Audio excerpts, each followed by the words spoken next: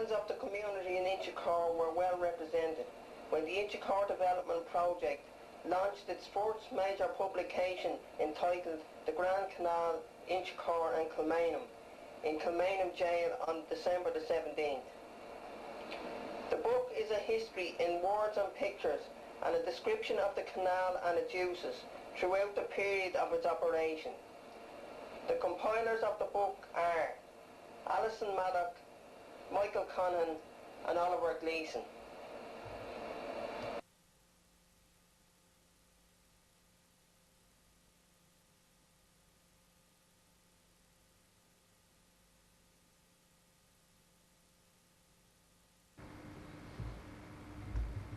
Building on another historic occasion for the launch of this book on the Grand Canal by the Minister for State for the Office of Public Works, Mr. John Dunnan.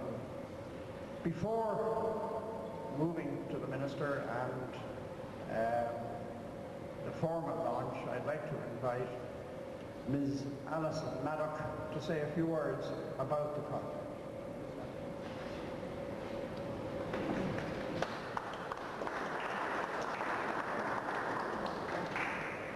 I'm not very used to public speaking, so I hope what I have to say will be of interest. Thank you. I'd just like to explain how I became involved in the production of the book. Although I didn't grow up in Inchicore, I went to school in a different part of South Dublin.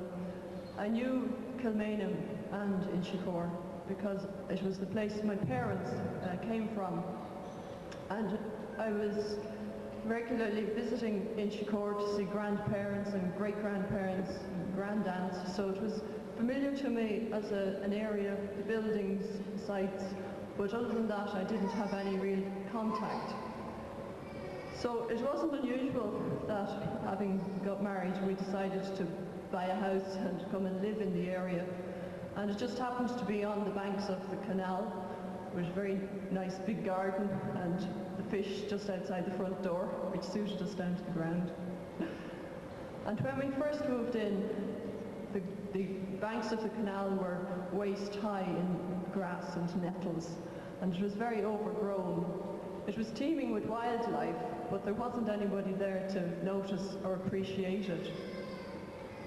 Sometimes when a thing is neglected and uncared for, it reinforces people's opinion that it is of little value, and it can become abused and disused. Some of you among the audience may, some locals may remember their mothers threatening them that if they weren't good little boys and girls, they'd end up in the canal.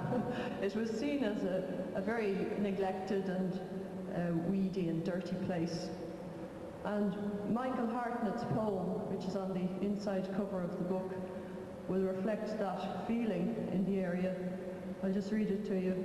In the sad canal, my face and a broken wheel, debris of dead tribes.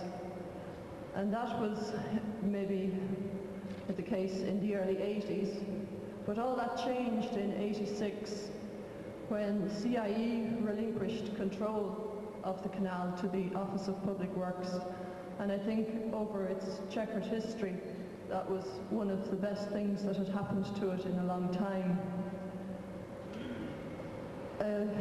You'll have to blame Michael Conhan and Father Michael O'Connor for getting me interested in Inchicore and the area since I came to live here, because I could have remained in isolated bliss up on the canal and not known anything about the place that I was living in if it wasn't for them. But I realised that there was more to the area than met the eye, and it has such an immense past, 4 times the age of many of the modern suburbs of Dublin. So a lot of local people wanted to do something for the canal or with the canal. They felt that it was sitting there unused and unloved, and we then thought that the idea of a book would generate interest and put new life into it. So when I got involved, I thought, well, a dozen articles or so would be quite decent enough for a little booklet. But as we got involved in it, I realised that we could fill a book twice that size. But I don't think the OPW would have been too pleased. But we will continue to collect and gather information, stuff that shouldn't be lost. Inchicore is quite a unique place where people have a great sense of belonging and they can trace their roots back quite a distance. Then a little about the people involved with the book. Locally, we're very lucky to have two people well versed in the value of the heritage and history of the canal and the various places like the jail and the Royal Hospital as well. That's Michael Conahan and Joseph O'Brien, who has dedicated a lot of his time to collecting material and researching it. I myself took over the handling of gathering articles about the natural end of the canal, the trees, the fish, the wildlife, the plants. And then Oliver Gleeson tackled the human interest stories. He spent a lot of time travelling the canal and loves it as a waterway, and he has met many people who live and work and whose lives are affected by the canal. And I would like to thank all of those people who contributed to the 22 articles which we have now in the book. A lot more than we had originally thought there would be.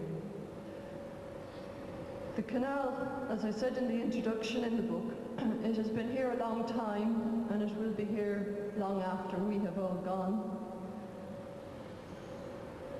And this book is our contribution to raising awareness among locals of its past and its future.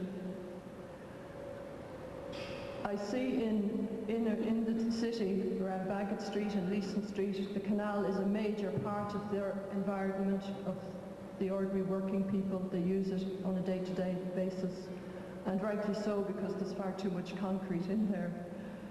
But we would like to generate local interest and appreciation for the fantastic amenity that the canal is along its full length, and this is just one small part of that.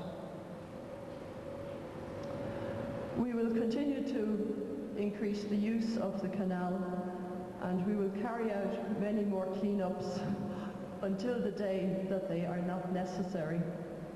Thank you.